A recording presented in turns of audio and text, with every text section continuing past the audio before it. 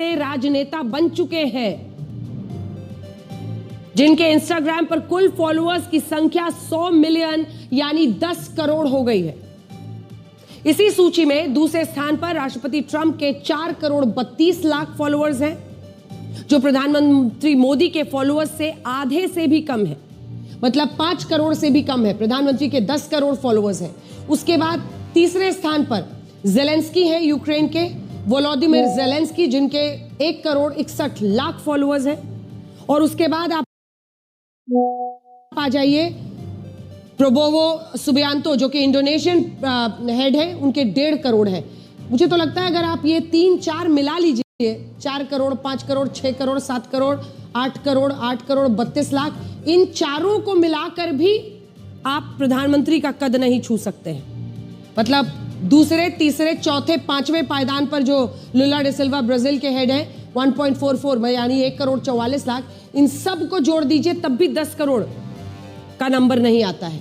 उसके बाद है रेसेप एर्दोआन, जो कि तुर्की के हेड है, 1 करोड़ 16 लाख। उसके बाद है नायब बुकले, जो कि एल साल्वाडोर के हैं, वो 1 करोड़ 15 लाख उनके फॉलोअर्स हैं। उसके बाद जेवियर मिलाई हैं, जो कि अर्जेंटीना के हैं, उनके 64 लाख फॉलोअर्स हैं। 61 लाख फॉलोअर्स हैं इमैनुअल मैक्रों के, और 56 लाख 81 हजार फॉलोअर्स हैं जॉर्जिया मेलोनी के, जो कि इटली की हेड है।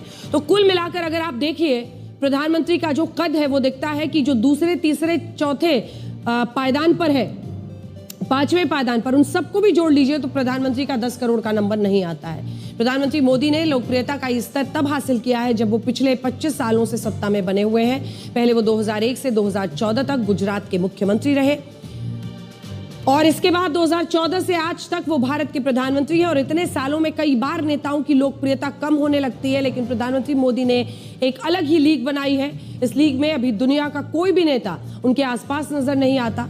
2014 में जब प्रधानमंत्री मोदी ने इंस्टाग्राम अकाउंट बनाया, तब पहले ही दिन उनके फॉलोअर्स की संख्या 70,000 को पार कर गई थी।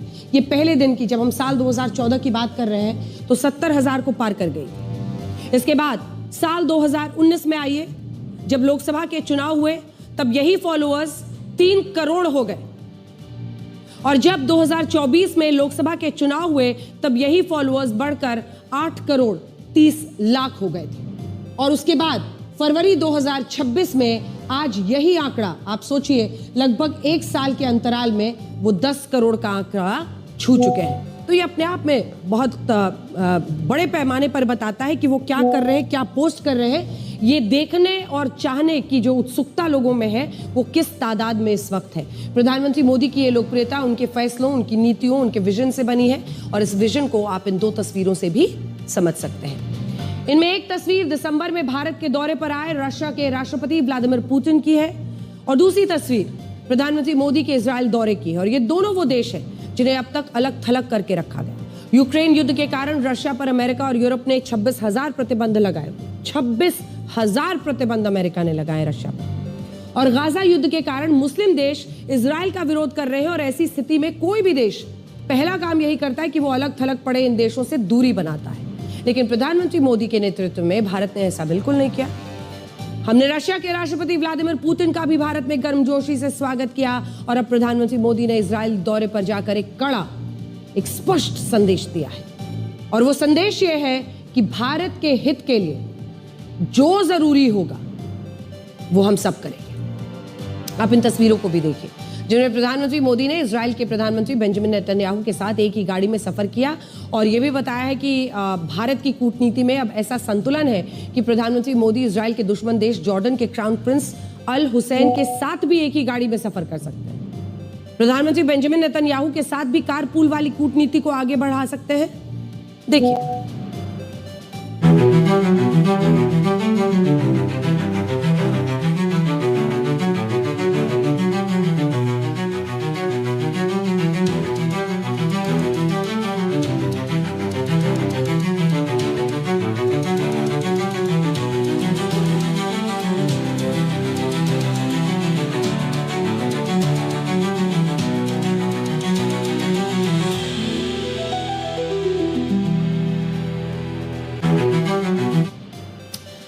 आज इन तस्वीरों की भी काफी चर्चा हो रही है, जिसमें प्रधानमंत्री बेंजामिन नेतन्याहू प्रधानमंत्री मोदी की तरफ उन्हीं के भारतीय परिधान में नजर आ रहे हैं। और इन तस्वीरों पर प्रधानमंत्री नेतन्याहू ने लिखा है कि इस भारतीय परिधान से उन्होंने डिनर पर हुई मुलाकात के दौरान प्रधानमंत्री मोदी को चौंका दिया, जबकि पीएम मोदी ने कहा कि यह पूरे भारत के लिए सम्मान की बात है। देखिए। Indian dress. Near to the flag. Indian dress. Near to the flag.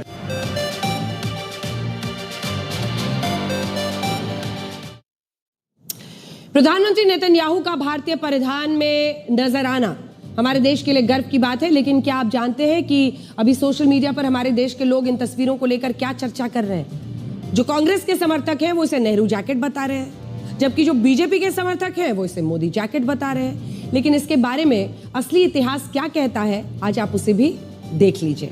असल में भारत में क्लोज्ड नेक कोट यानी बंद गले के कोट और जैकेट पहनने का परिधान अचकन से आया, जिसका विकास मध्यकालीन भारत यानी मुगल काल में हुआ था। उस दौर में अचकन शेरवानी से अलग परिधान होता था, जिसमें कोट या जैकेट की लंबाई घुटनों तक भी होती थी और ये पूरी बाजू के फुल स्लीव वाले होते थे। लेकिन इसके बाद 20वीं सदी में अचकन के स्वरूप को बदला गया। भारत में प्रिंस कोट काफी मशहूर हुआ। ये वही प्रिंस कोट था जिसे 1930 के दशक में जोधपुर की पोलो टीम ने अपनी यूनिफॉर्म भी बनाया था, जो इस वक्त आप देख रहे हैं। लेकिन इसके बाद 1940 के दशक में पंडित जवाहरलाल नेहरू इसी तरह की जैकेट पहनने लगे और जब वो कई देशों में इसी परिधान में नजर आए तो उनके जैकेट को नेहरू जैकेट का नाम दिया गया। हालांकि पंडित नेहरू जो जैकेट या कोट पहनते थे वो ज्यादातर फुल स्लीव्स वाले, पूरी बाजू वाले होते थे। पश्चिमी देशों में इसको कई बार इंग्लिश कोट भी जोड़ा गया। साल 1964 में जब वोग मैगजीन में पंडित नेहरू की इसी जैकेट में तस्वीर प्रकाशित हुई, तब इस जैकेट को उन्हीं के नाम से नेहरू जैकेट की पहचान मिली।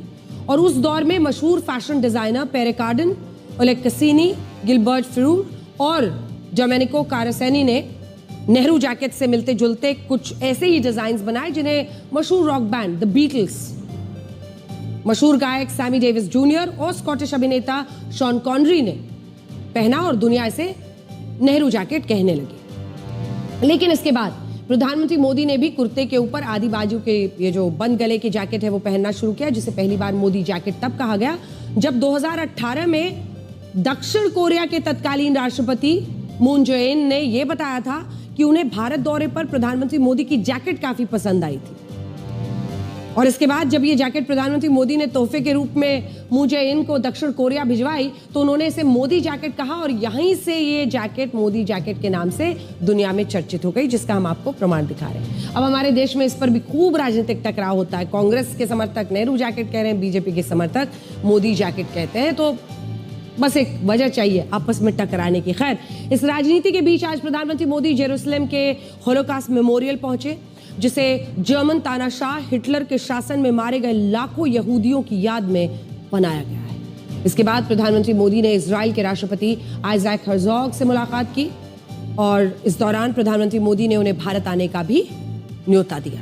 इसके बाद भारत और इजराइल के बीच द्विपक्षीय वार्ता हुई, जिसमें यह तय हुआ कि भारत का यूपीआई पेमेंट सिस्टम अब इजराइल में भी भारतीय मूल के लोग और पर्यटक इस्तेमाल कर पाएंगे। और इसी बैठक में यह तय हुआ कि भारत और इजराइल के बीच बहुत जल्द ही फ्री ट्रेड एग्रीमेंट को भी अंतिम रूप दिया जाएगा और रक्षा और स्पेस के क्षेत्र में भी दोनों देश आपसी साझेदारी को बढ़ाएंगे। सबसे दिलचस्प ये तस्वीर है जिसमें प्रधानमंत्री मोदी ने इजराइल की मशहूर टेलीविजन सीरीज फौदा की स्टारकास्ट से मुलाकात की।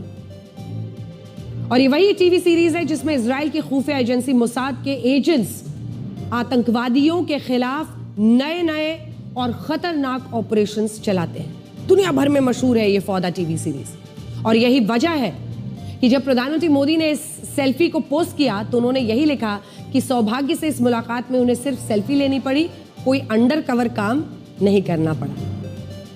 फौदा की स्टारकास्ट को इसलिए भी खास माना जाता है क्योंकि ये स्टारकास्ट रियल लाइफ के साथ रियल लाइफ में भी हीरो से कम नहीं है। साल 2023 में जब इजराइल की सेना गाजा में हमास के खिलाफ युद्ध लड़ रही थी, तब इस टीवी सीरीज में काम करने वाले एक्टर इदान अमीदी इजराइल की तरफ से युद्ध लड़ने चले गए थे और इस युद्ध में वो बुरी तरह घायल हो गए थे। उस वक्त हमारे देश में भी बहुत सारे लोगों ने यह पूछा था कि क्या भारत का कोई भी एक्टर अपने देश के लिए दुश्मन के खिलाफ युद्ध लड़ने जा सकता है, क्या ये भारत में संभव है।